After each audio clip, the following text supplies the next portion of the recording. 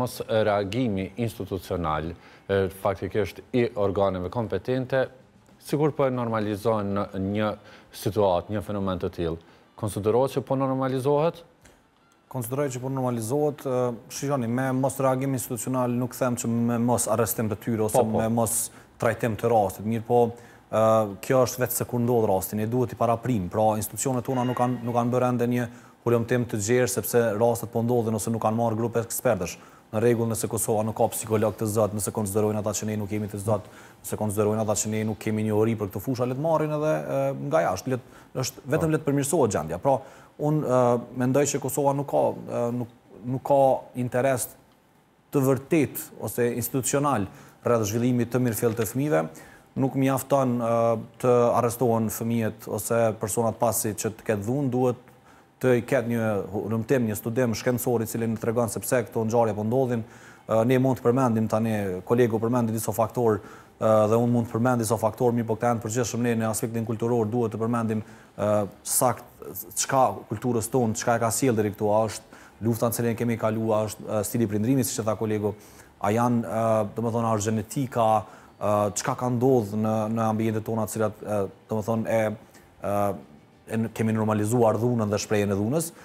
Shumë shpesh shoh thirrje që të merren modele të gatshme, pra ne dukem ta marrim sistemin finlandez sepse Finlanda po dele para.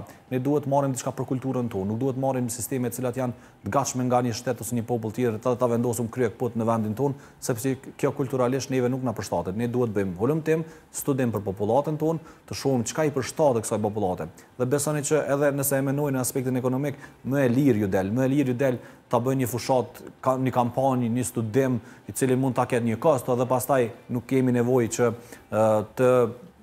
të kemi shumë aktive qendrat për punë sociale duke u marrur të mbingarkuara siç janë dhe me mungesë stafit për rastet të shumta.